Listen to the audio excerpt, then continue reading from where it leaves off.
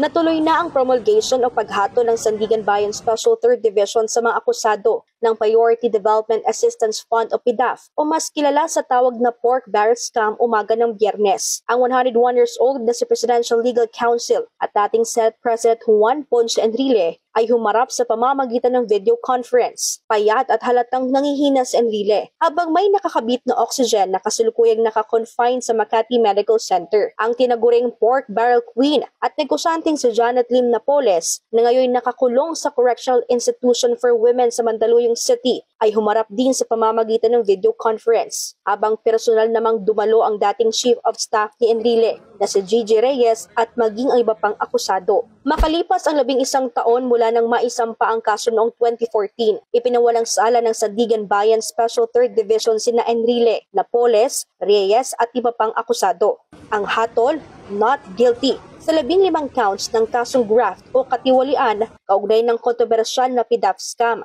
Ayon sa Sandigan Bayan, bigo ang prosekusyon na patunayan na guilty beyond reasonable doubt ang mga akusado. Emosyonal naman ang ibang akusado matapos maglabas ng desisyon ang korte. Ang dating Chief of Staff na si Gigi Reyes napahagulgol sa tuwa. Ma'am, how do you feel po?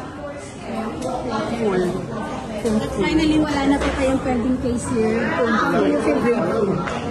What are your plans, ma'am, ngayon? Nagpahayag naman ng pasasalamat ang abogado ni Reyes sa naging desisyon. Anyay isa itong paborableng desisyon para sa mga akusado. About you, sir, as legal counsel, what can you say?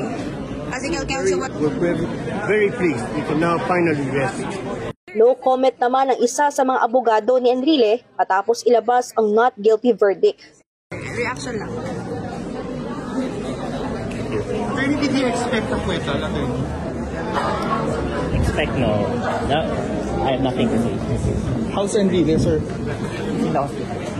Dahil sa desisyon, ibinalik ang mga piyansa at inalis ang whole departure order laban sa mga akusado. Gayunman nananatiling civil liability ni Napoles at iba pang mga akusado na pinagbabayad ng milyong-milyong piso bilang kabayaran sa nawalang pondo ng gobyerno para sa Diyos at sa Pilipinas kung mahal. Ito si Sheena Torno, SMNI News.